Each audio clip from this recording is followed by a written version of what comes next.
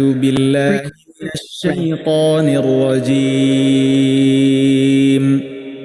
بسم الله الرحمن الرحيم. ألف لام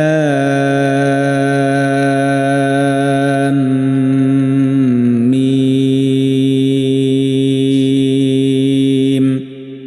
ذلك الكتاب لا ريب فيه هدى للمتقين الذين يؤمنون بالغيب ويقيمون الصلاة ومما رزقناهم ينفقون والذين يؤمنون بما أنزل إليك وما أنزل من قبلك وبالآخرة هم يوقنون أولئك على هدى من ربهم وأولئك هم المفلحون إن الذين كفروا سواء عليهم أأنذرتهم أم لم تنذرهم لا يؤمنون ختم الله على قلوبهم وعلى سمعهم وعلى أبصارهم غشاوة ولهم عذاب عظيم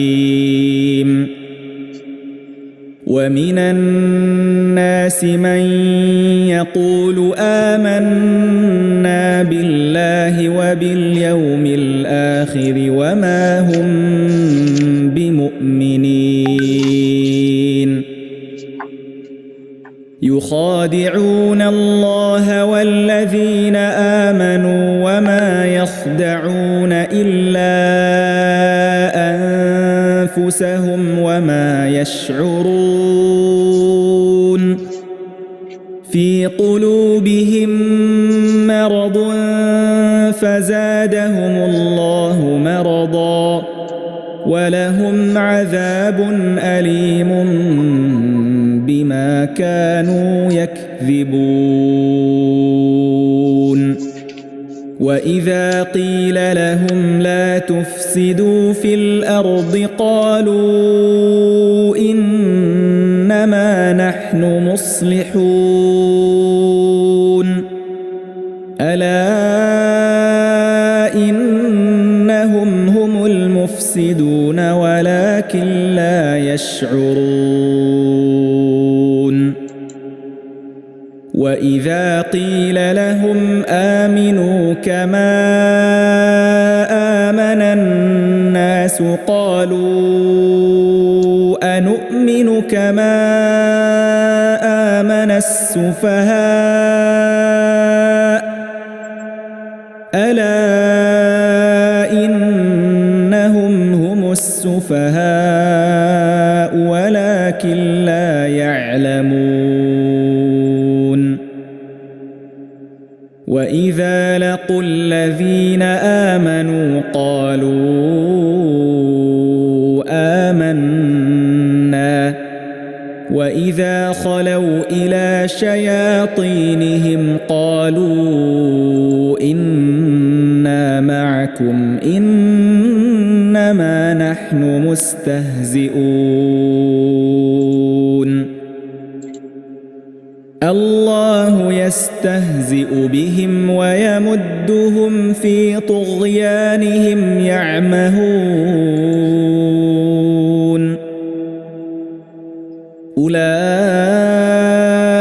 الذين اشتروا الضلالة بالهدى فما ربحت تجارتهم وما كانوا مهتدين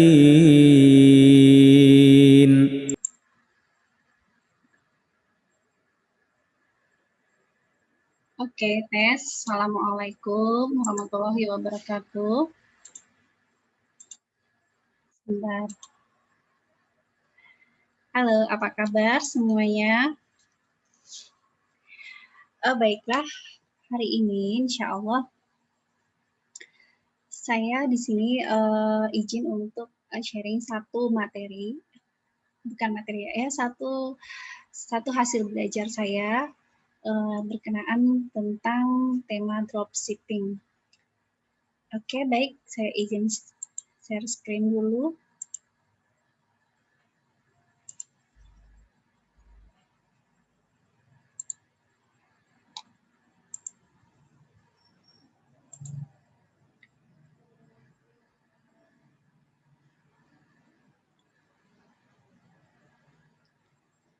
Ini kameranya kita matiin aja ya.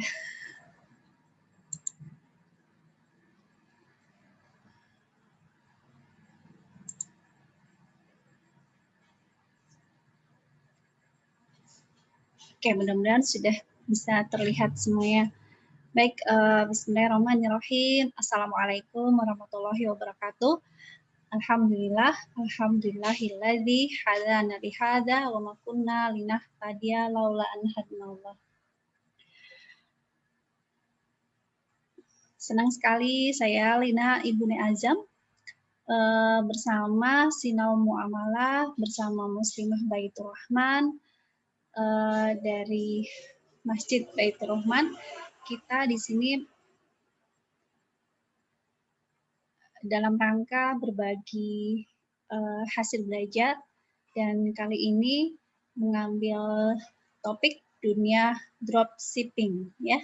Kita mengambil topik dunia dropshipping, jadi sebagai seorang mompreneur atau muslimahpreneur yang memang sudah sadar akan syariah, pelan-pelan akan belajar membenahi bisnisnya agar sesuai dengan tuntunan agama kita. Jadi bagaimana Islam mengatur dalam dunia perniagaan itu sendiri juga ada fikihnya, ada aturan-aturannya.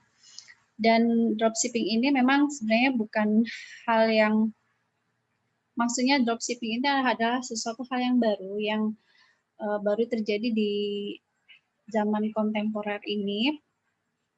Namun nanti kita akan melihat bagaimana para ulama kemudian memberikan petunjuk, mencari pendekatan untuk kemudian memberikan opsi solusi dari problematika dropshipping yang sedang mungkin sebagian bikin kita mencari jawab dari atas pertanyaan-pertanyaan kita seputar dropshipping. Baiklah, saya langsung masuk saja. Jadi dropshipping itu seperti yang teman-teman pahami, dan kemudian saya juga mengambil definisinya di Wikipedia, bahwa dropshipping adalah sistem bisnis di mana seseorang bisa berjualan tanpa memiliki stok barang.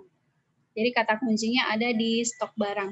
Jadi ketika kita mendengar atau dapat informasi memulai bisnis tanpa modal ya kayak gitu, itu berarti nanti akan diarahkan ke skema dropshipping. Dan pelaku dropshipping sendiri disebut dropshipper. Jadi dia nanti tugasnya hanya memasarkan produk-produk dari supplier atau dari produsen. Jadi pada intinya memang dia tidak memiliki barang ya, dia tidak memiliki stok barang. Kita akan melihat bagaimana model bisnisnya. Nah, secara umum model bisnisnya seperti ini, nanti ada tanpa modal ya, atau minim modal, terus tanpa stok barang, kemudian ada 3 pihak yang terlibat, yaitu supplier, dropshipper, dan customers itu sendiri atau konsumen ya. Suppliernya sebagai penjual, terus ada dropshipper, kemudian ada konsumennya atau customer sebagai pembelinya. Ini model bisnis dropshipping yang umum kita temukan di lapangan. Baik, lanjut lagi, kita masuk ke skema ya. Skema pertama ya, skema 1 dari dropshipper itu rata-rata memahaminya sebagai reseller, atau dia kadang-kadang mungkin akan mengaku bahwa ini adalah produknya. Jadi kalau dropshipper liar di sana yang tidak memahami etika jual beli yang benar dan sesuai syariah, maka akan seenaknya main comot gambar ya, gambar produk terus ditawarkan, padahal produk itu bukan miliknya. Kemudian dia akan melakukan promosi, dia akan menawarkan, mungkin dia akan iklan sana sini, hingga kemudian ketika ada customer yang berminat, nanti akan digiring untuk melakukan transaksi ya, dan customer itu akan melakukan transfer ke rekening dropshipper. Nanti step selanjutnya dropshipper akan membayar atau baru mencari barangnya ke supplier, dan supplier nantilah yang akan mengirim produk ke customer atas nama dropshipper, bukan atas nama supplier. Seperti itu skema pertama dropshipper yang umum terjadi di lapangan. Nah, kita lihat bagaimana hukumnya, atau ini secara umum seperti ini skema umumnya. Jadi ada dropshipper di tengah-tengah, ada customer, dan supplier. Ketika customer beli kepada order barang kepada dropshipper, nanti dropshipper baru mencari barangnya juga ke supplier. Setelah ketemu, dropshipper kemudian membayarnya ke supplier, dan nantinya supplier akan mengirimkan barangnya menuju ke customer langsung. Next, kita masuk ke hukum. Ya, hukum skema pertama ini. Jadi, hukum jual belinya itu tidak sah. Kenapa? Karena ada syarat dalam akad jual beli yang tidak terpenuhi. Jadi, ketika berbicara tentang akad jual beli, maka kita juga harus memperhatikan syaratnya. Syaratnya apa? Syaratnya adalah si penjual atau si dropshipper ini sebagai penjual itu belum memiliki barangnya. Karena Rasulullah Shallallahu Alaihi Wasallam mengatakan, la tabi' ma laisa indak. Janganlah kamu menjual apa-apa yang tidak ada di sisimu. Ini ada dalam hadis riwayat Abu Dawud, Tirmizi, dan Ibnu Majah. Nah, ketika kan memang pada asalnya, hukum asalnya si dropshipper itu kan tidak memiliki barang. Nah, agar kemudian transaksinya bisa si dropshipper bisa menjual barang, maka solusi yang ditawarkan adalah mengubah akadnya menjadi akad salam. Jadi si dropshipper bisa bicara kepada customer bahwa saya tidak memiliki barangnya, nanti saya akan mencarikan barangnya, tapi antara Anda dan saya kita berakad salam dulu. Dan akad salam ini nanti akan ada implikasinya atau mekanisme yang harus terpenuhi sebagai sebuah syarat akad salam.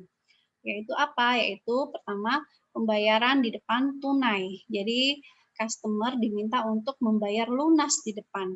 Karena jika dibayar tertunda atau jika dibayar sebagian, misalnya ada DP dulu ya, maka nanti akan jatuh kepada jual beli kali bil kali atau jual beli hutang dengan hutang, dan itu dilarang oleh Rasulullah Shallallahu Alaihi Wasallam, dan otomatis jual belinya menjadi tidak sah. Kemudian syarat dari akad salam itu juga hanya untuk barang-barang tertentu, mauzuf fi zimmah, yaitu barang yang dapat ditimbang, al-makil, barang yang dapat ditakar, al-mauzun, dan dapat dihitung atau al-ma'dud.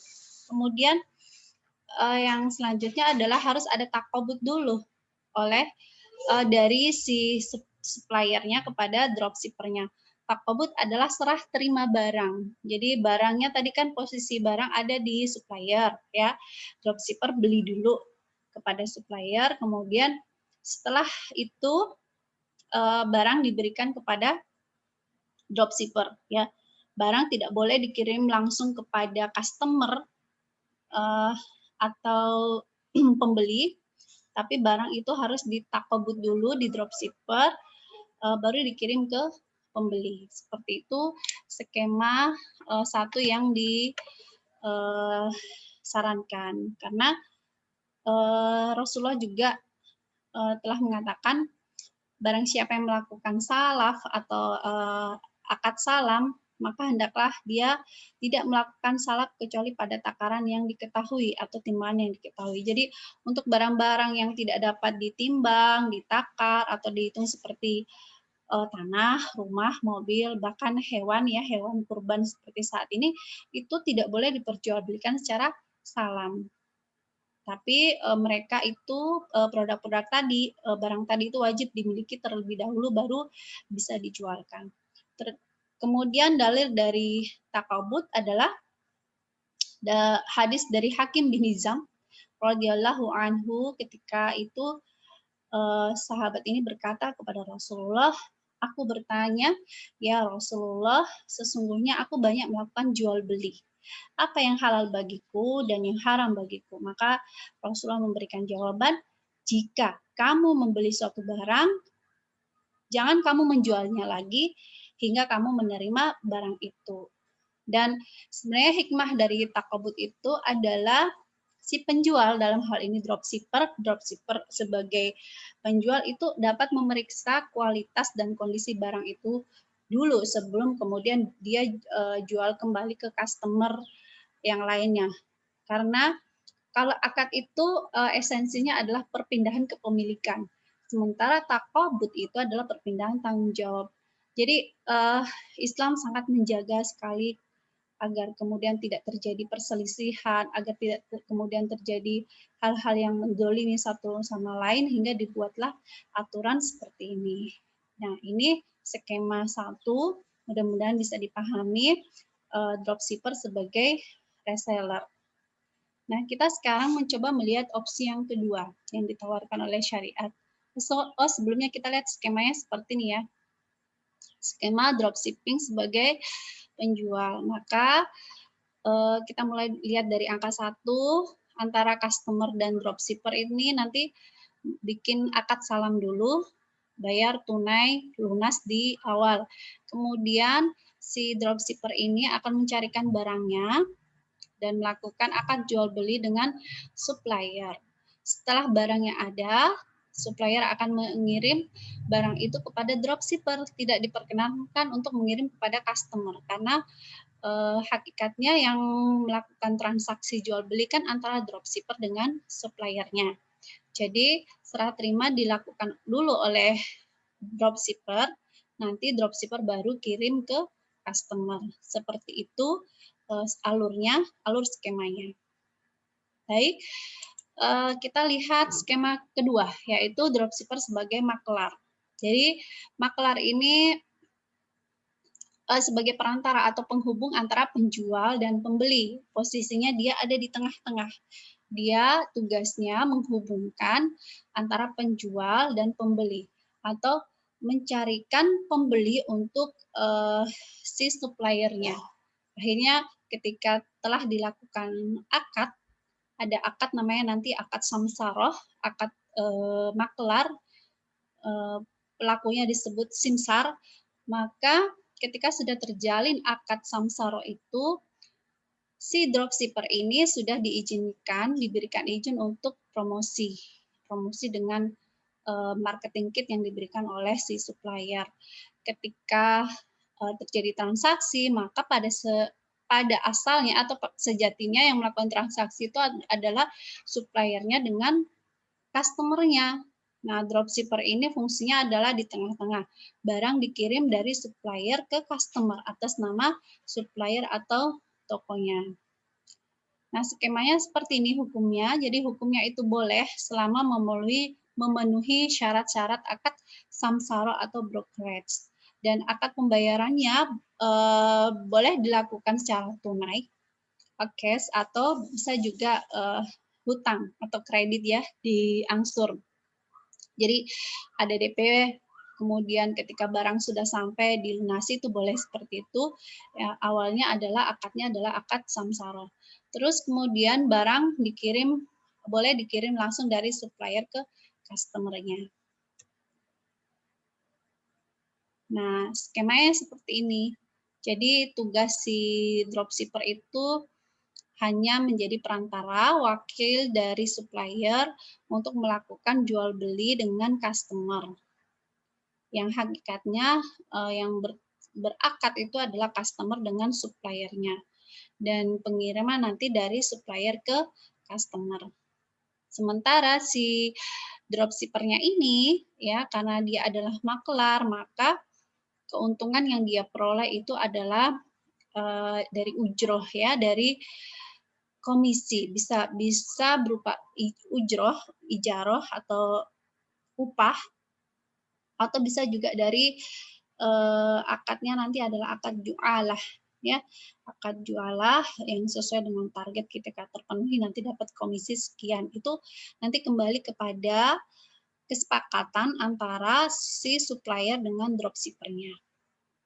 Baik, semoga bisa dipahami ya di skema kedua ini. Nah, secara umum nanti kita lihat solusi Islam terkait skema dropshipping. Jadi saya coba simpulkan ke dalam komparasi berikut. Nah, ketika si dropshipper menjadi seorang reseller, maka poin-poin aturan syariahnya adalah seperti berikut ini. Jadi akad yang terjalin adalah akad salam, kemudian customer hendaknya bayar tunai lunas di depan, kemudian si dropshipper boleh menetapkan harga sendiri, dan keuntungannya itu dia peroleh dari margin laba. Kemudian harus ada takobut, serah terima dulu dari supplier sebelum barangnya dikirim ke customer. Jadi barang itu diterima dulu oleh dropshippernya. Kemudian barang ketika dikirim ke supplier bisa atas nama dropshippernya sendiri. Dan si dropshipper ini juga diperkenankan untuk merekrut maklar di bawahnya atau sub maklar. Boleh ya. Sementara di skema kedua berarti dropshipper sebagai seorang maklar, seorang perantara. Maka akad yang terjalin antara dropshipper dengan supplier itu adalah akad samsaroh. Akad samsaroh.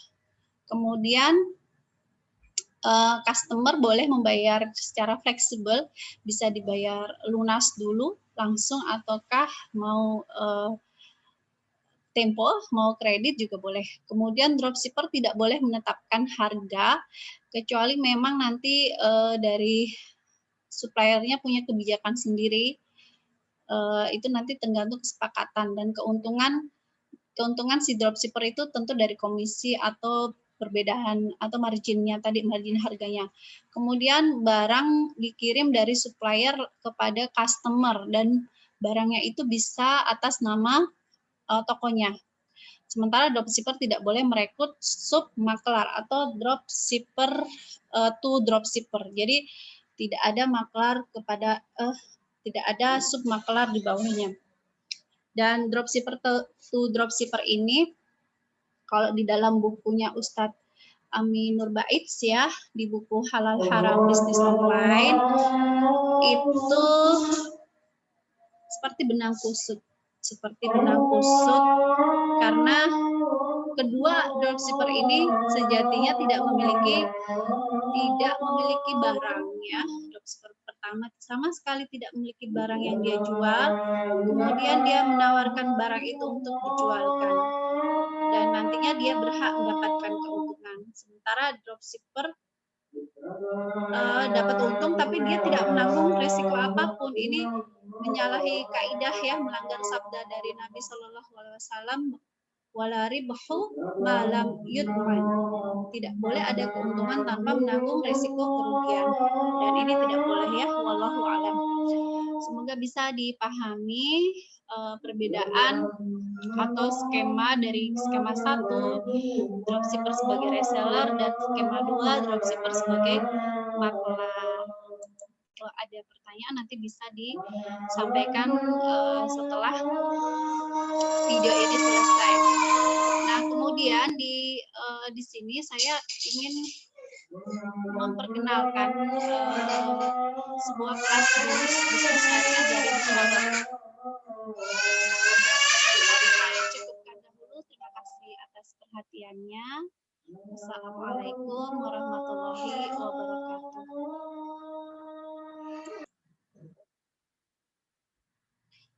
Baik, kita lanjutkan. Mohon maaf tadi adik bayi kebangun. Jadi misalnya teman-teman pengen belajar fikih muamalah lebih komprehensif, nanti teman-teman bisa ikut kelas bisnis syariah dari bisyarah.id. Ini saya berikan informasinya. Jadi nanti bisa langsung dengan ustadz pendampingnya. Di sini ada kuliah bisnis syariah. Jadi dia didesain memang berkurikulum ya. Ada kurikulumnya dan dengan rentang waktu durasi 1 semester. Durasi 1 semester. Ini ada penjelasan dulu kenapa kemudian bisnis itu harus sesuai dengan syariah.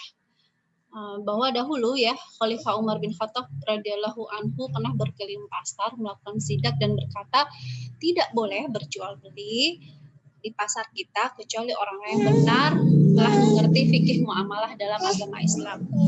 Sehingga berdasarkan ucapan Umar tersebut maka bisa dijabarkan lebih lanjut bahwa umat Islam itu sebenarnya nggak boleh beraktivitas bisnis, nggak boleh berdagang, nggak boleh beraktivitas yang sifatnya muamalah ya, muamalah manusia dengan manusia, apalagi yang berkaitan dengan muamalah maliyah, berkaitan dengan muamalah harta, ketika dia tidak paham tentang fikih muamalah, karena nanti yang dikhawatirkan akan terjatuh pada pelanggaran-pelanggaran muamalah yang berputar pelanggaran goror, zolim atau riba seperti itu. Kemudian kewajiban menuntut ilmu. Jadi sesuai dengan sabda Rasulullah Shallallahu Alaihi Wasallam, thalabul ilmi fardhatun ala kulli muslim. Menuntut ilmu itu wajib hukumnya atas setiap muslim. Apalagi yang maksudnya ilmu-ilmu yang memang berkaitan dengan kebutuhan kita ya ilmu yang berkaitan dengan kebutuhan kita, yang paling utama adalah ilmu akidah. Tentu kita harus belajar bagaimana mengenal Allah. Terus setelah itu ilmu tentang ibadah ya, ilmu tentang ibadah. Terus kemudian hal-hal yang sangat mendasar yang memang sehari-harinya menuntut kita untuk belajar, sehingga sangat dianjurkan untuk bisa mengilmui fikih muamalah, apalagi kalau Anda adalah praktisi dunia usaha, praktisi dunia usaha yang sehari-harinya ketemu dengan kasus-kasus muamalah.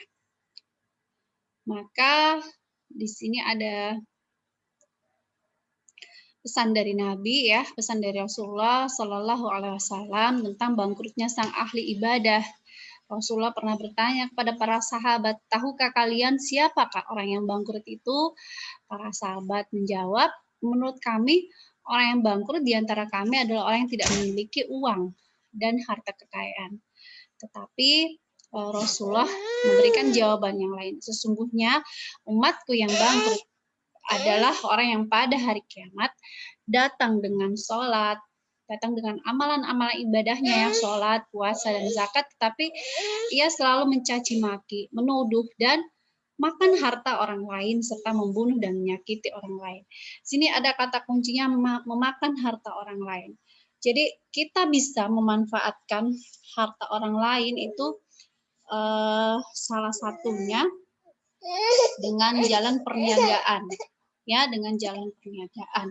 Ketika tidak melalui itu dan kita terjatuh ke dalam dosa-dosa muamalah, kita bisa saja dolim terhadap harta saudara kita. Sehingga jika ibadah kita sendiri kurang sempurna, maka kita harus rajin beristighfar. Insya Allah segala dosa dan kekurangan kita dalam beribadah akan diampuni oleh Allah Subhanahu wa Ta'ala. Tapi berbeda dengan urusan muamalah, jika ada kesalahan kita dalam bermuamalah kepada orang lain, maka penyesalannya tidak cukup hanya dengan bertobat. Tetapi memang harus kita selesaikan dengan yang bersangkutan. Ketika kesalahannya itu tidak bisa diselesaikan di dunia, maka tentu akan dibawa ke mahkamah Allah di akhirat nanti. Dan boleh jadi cara penyelesaiannya kesalahan dan dosa muamalahnya itu harus dibayar dengan menggunakan pahala-pahala amal ibadahnya, baik dari pahala sholatnya, puasanya, zakatnya, hajinya, dan seterusnya, untuk diberikan kepada orang yang didolimi tadi. Dan jika dosa muamalahnya begitu banyak, naudzubillah ya, naudzubillah min dzalik, mudah-mudahan kita tidak termasuk orang yang demikian. Nah, jika dosa muamalahnya itu begitu banyak, maka itu akan membuat dia bangkrut. Dia akan menjadi orang yang bangkrut walaupun dia adalah seorang ahli ibadah. Oke, teman-teman, jika ada yang berminat, kemudian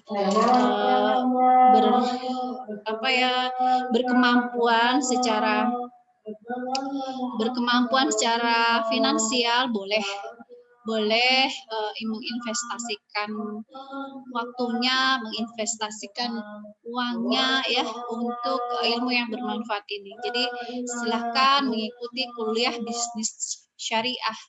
Di sini ada kelas eksklusif hanya untuk 100 orang. Kelasnya ini adalah kelas belajar fikih muamalah.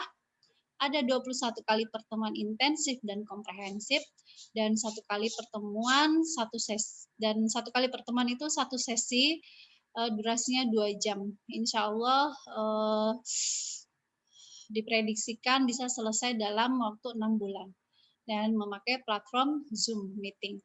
Nanti akan didampingi langsung oleh Ustadz Firly Fardiansah, beliau CEO Bisyara.id yang memang sudah kafaah banget ya, insya Allah beliau akan memberikan pencerahan yang banyak, juga akan menjawab kasus-kasus teman-teman yang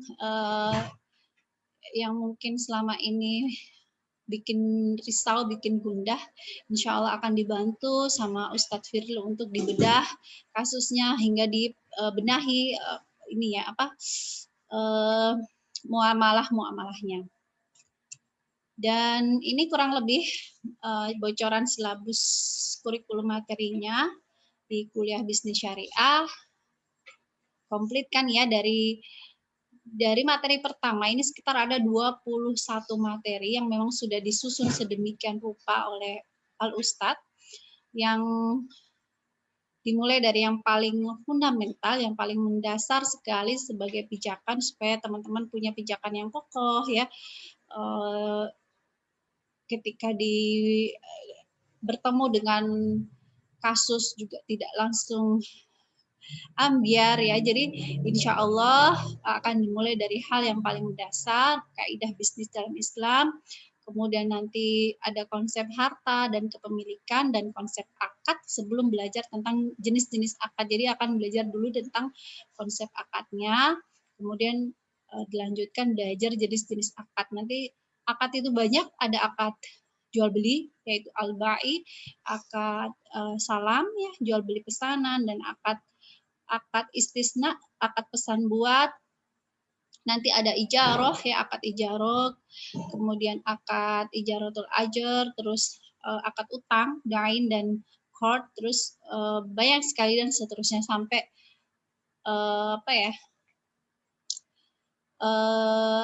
kasus-kasus muamalah kontemporer juga insya Allah akan dibahas tuntas.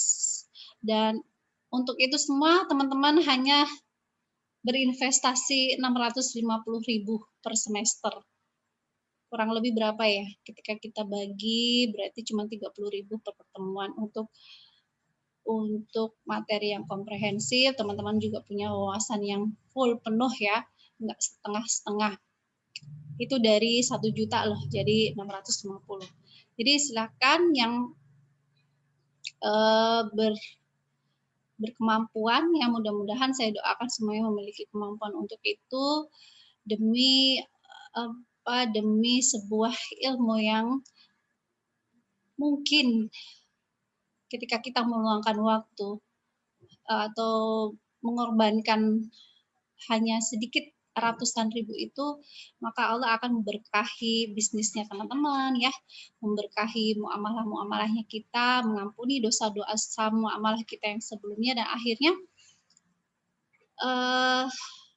usaha kita untuk tholabul ilmi ini bisa menjadi wasilah kita semakin dekat menuju surganya Allah Subhanahu wa taala. Segitu aja terakhir ya. Pesannya pertanggungjawaban harta itu ada dalam Quran surah An-Nisa ayat 29. Wahai orang-orang yang beriman, janganlah kamu saling memakan harta sesamamu dengan jalan yang batil, jalan yang tidak benar ini ya, yang zolim tadi ya, yang muamalahnya goror, yang muamalahnya penuh riba, yang muamalahnya menzolimi saudaranya. Nah, kecuali dalam perdagangan atau perniagaan yang berlaku atas dasar ridho sama ridho di antara kamu. Sungguh Allah Maha Penyayang kepadamu. Dan kedua telapak kaki anak Adam di hari kiamat tidak akan beranjak di sisi Tuhan sebelum ditanyai mengenai 5 perkara. Jadi 5 perkara itu akan kita pertanggungjawabkan dan Allah akan tanyakan tentang apa? Tentang umur, apa yang sudah kita lakukan. Tentang masa mudanya kita, apa yang telah kita isi di masa muda itu. Tentang harta, dari mana kita peroleh dan untuk apa dibelanjakan. Kemudian tentang ilmu, apa yang sudah kita amalkan dengan ilmu tersebut. Oke, semoga teman-teman berkesempatan untuk belajar muamalah. Barakallahu fiikum. Assalamualaikum warahmatullahi wabarakatuh.